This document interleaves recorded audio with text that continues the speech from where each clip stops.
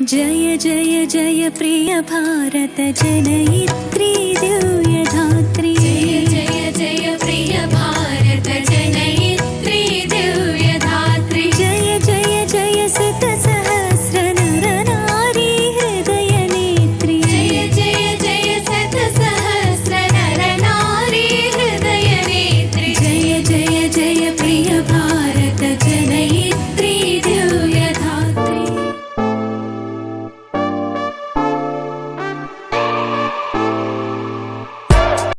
శ్రీ భారత్ వీక్షకులందరికీ శుభాకాంక్షలు, నమస్కారాలు. తెలుగు భాషలో తమాషాలు అనే వాటి గురించి మనం చెప్పుకుంటున్నాం.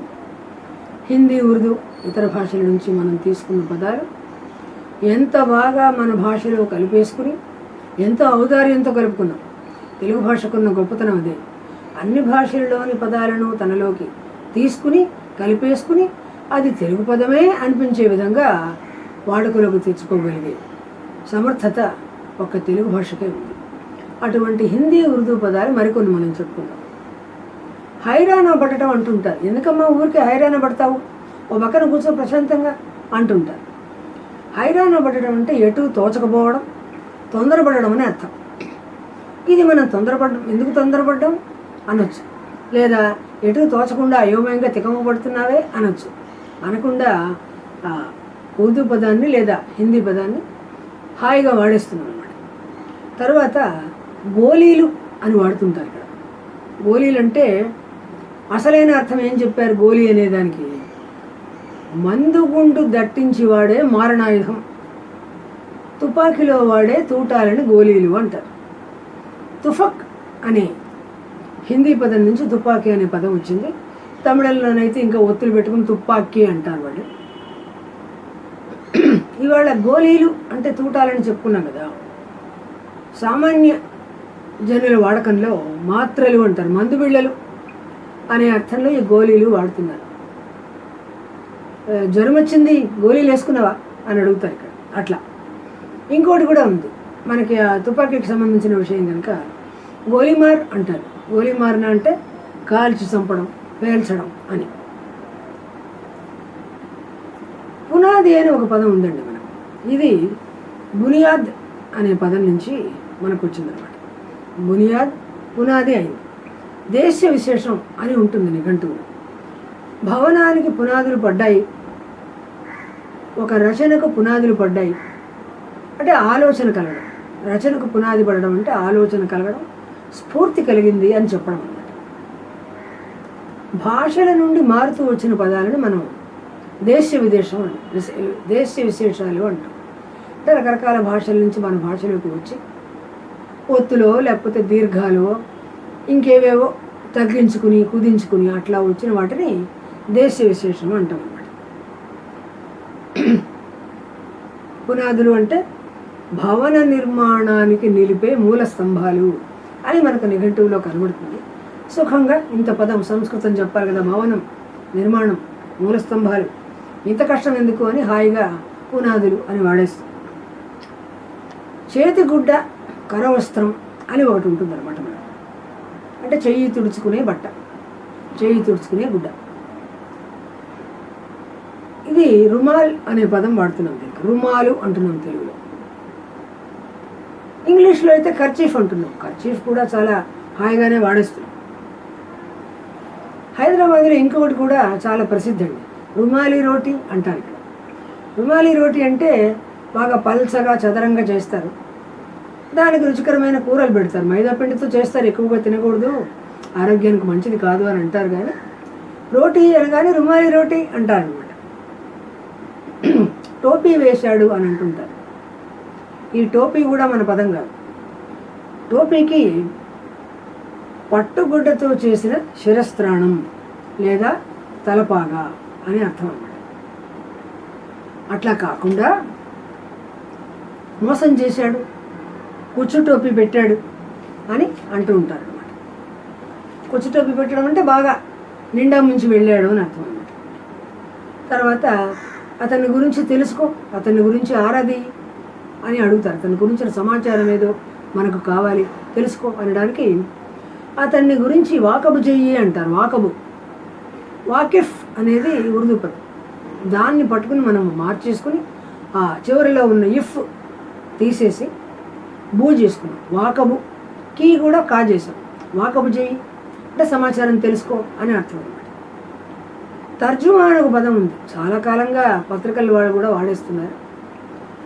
తర్జుమా అంటే అనువాదం, అట్లాగే వాడుతున్నాం. అనువాదం అంటే భాషాంతరీకరణ చేయడం, అంటే హిందీ, తమిళం, ఇంగ్లీషు రకరకాల భాషల నుంచి తెలుగులోకి రాయడం, లేదా తెలుగులో నుంచి వేరే భాషల్లోకి రాయడం, భాషాంతరీకరణం చేయడం అని. ఈ భాషాంతరీకరణ చేసే వాళ్ళను ద్విభాషులు అంటారు. దుబాసీలు, కొండొకచో తుపాసీలు అని కూడా అంటున్నారు. 2 భాషలు తెలియాలి ద్విభాషులకి. 2 భాషలు తెలిస్తే ఊరికే తెలియడం కాదు, రెండిట్లోనూ పట్టు ఉండాలి. అప్పుడు ఆ భాషలో పదాన్ని కరెక్ట్గా అంటే సరైన పద్ధతిలో సరైన పదం వేసి అనువదించారా లేదా అని తెలుస్తుంది అన్నమాట. అట్లాగే జగాహ అనే పదం ఉంది. జగాహ, జగాహ, దాని జగాహ్ అని అంటారు. తెలుగులోకి వచ్చేసరికి జాగా అని తీసుకుని వాడేస్తున్నాం. నాకు కొంచెం జాగా అయ్యి అంటుంటారు. రైల్లో బస్సులో ఎక్కితే కొంచెం జాగా అయ్యమ్మా అంటుంటారు. చోటు, ఈ జాగా అనే పదానికి చోటు, తావు, స్థానం, ప్రదేశం అని అనాలి. మనం తెలుగులో అనడం లేదు. హిందీ పదం హాయిగా జాగా అని వాడేస్తాం. అట్లాగే తాకీదు లేదా తాకీదు, తాకీదు వచ్చిందండి అంటే శ్రీముఖం వచ్చింది అంటే ఏమిటి? ఆజ్ఞాపత్రిక. పై అధికారులు కింద వాళ్ళకి ఇచ్చే ఆజ్ఞాపత్రిక అంటే మీరు ఫలానా పని చేయాలి అని వాళ్ళ మీద ఆదేశపత్రిక అనమాట. మనం హాయిగా వాడుకుంటున్నాం. ఆజ్ఞాపత్రిక అంటే చాలా పొడుగు కదా. సంస్కృతం కూడా పలకడం కష్టం, ఉచ్చారణ దోషాలు వస్తే కష్టం. హాయిగా తాకీదు లేకపోతే తాకీదు అని వాడేస్తే అయిపోతుందిగా. తర్వాత సంబంధం నిశ్చయం చేసుకున్నామండి అంటారు. సంబంధం కుదిరింది, నిశ్చితార్థం చేసుకుంటున్నాము అన్నారు. అట్లా అనకుండా సంబంధం ఖాయం చేశారు, సంబంధాన్ని ఖరారు చేశారు అని అంటుంటారు. ఖరారు చేయడం, ఈ ఖరారుని ఆ ఖరారు ఖాయం 2 కూడా ఉర్దూ పదాలే, వాటిని మనం వాడుకుంటున్నాం. అట్లాగే నిశ్చయం చేశారు, కుదిరింది అని చెప్పడానికి అన్నమాట.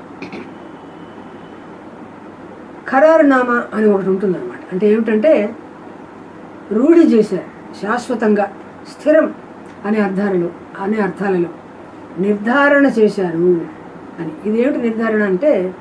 ఖరారునామా అంటే భూముల కొనుగోలు లేదా అమ్మడం, వాటిలో పత్రాలు రాసుకుంటారు. అమ్మకందారు, కొనుగోలుదారు ఇద్దరు కూడా రాసుకుంటారు అన్నమాట.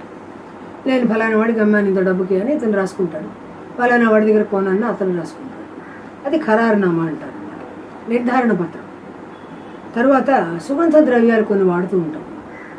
సువాసన ఉంటుంది, ఆరోగ్యానికి మేలు కూడా చేస్తాయి అట్లాంటి సుగంధ ద్రవ్యాలు. కొన్ని ఓషధి మొక్కలు ఉంటాయి.